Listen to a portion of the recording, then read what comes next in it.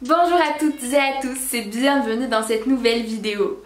Comme vous le savez, aujourd'hui est un jour de fête, commercial ou pas, je vous laisse décider.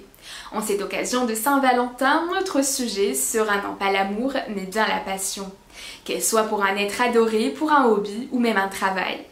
Si vous-même êtes de grands passionnés ou si ce sujet suscite simplement votre intérêt, le podcast qui suit est pour vous.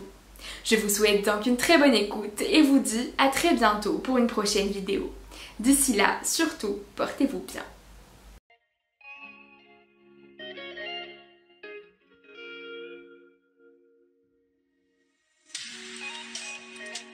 Je ne suis pas heureux, mais je me sens bien, écrivait le marquis de Sade dans l'une de ses dernières lettres.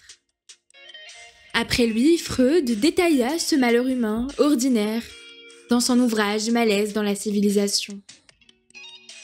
Ne pas être heureux, mais se sentir bien, c'est sombrer dans la monotonie, manquer d'enthousiasme, manquer d'entrain, manquer de passion.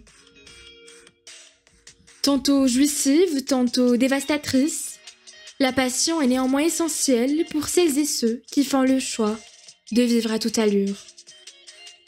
Elle peut être dévorante même sans être charnelle. Être touché et pris par une sensation plus puissante que soi. Il s'agit là de ce qui définit avec le plus de précision l'expérience de la passion. Être dépassé et jouir de ce dépassement.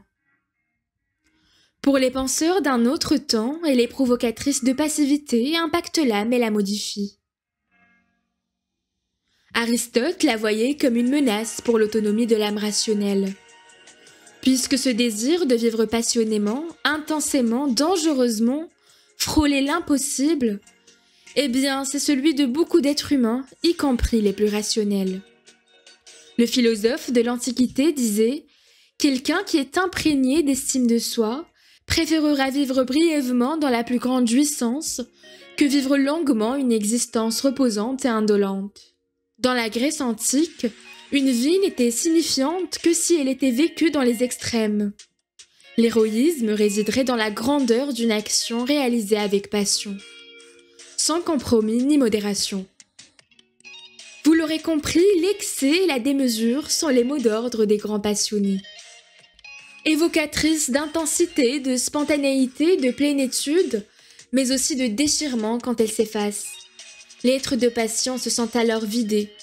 La douleur l'envahit à tel point qu'il en perd le sentiment d'exister. La chute est brutale car le passionnel ne connaît de transition. Destructrice et pourtant si convoitée, cette merveille créée pour nous faire délirer. Tous les risques sont à prendre pour celui qui veut y goûter. Pour une profession, elle est source de motivation, d'inspiration. Un travail plaisant fait vibrer le cœur et frissonner l'âme. Il semble pourtant exister une passion qui se substitue à toutes les autres. La passion amoureuse. Celle qui a incité l'auteur Dominique Horry à faire le choix d'écrire Histoire d'eau, le fameux roman qui a scandalisé la France au milieu des années 50. Son identité avait été dissimulée sous un pseudonyme jusqu'à peu de temps avant sa mort.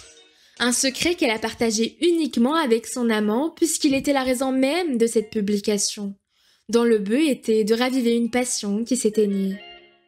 Prenons un moment pour décortiquer ensemble ce mot qui nous fait frémir à chaque fois que nous le prononçons. Passion tire ses origines du latin patio, lui-même apparenté au grec pathos, et tous deux signifient souffrance. Passant au fil du temps de souffrance physique à souffrance psychique causée par l'expression d'intenses sentiments, elle désigne aujourd'hui un penchant extrême et irrépressible pour quelque chose ou quelqu'un. La passion est donc une addiction, alors qu'elle soit malheureuse ou euphorique, qu'elle plonge dans le vide ou fasse toucher le ciel, elle est bien la seule issue aux audacieux qui vivent le rêve unique et passager de la mortalité.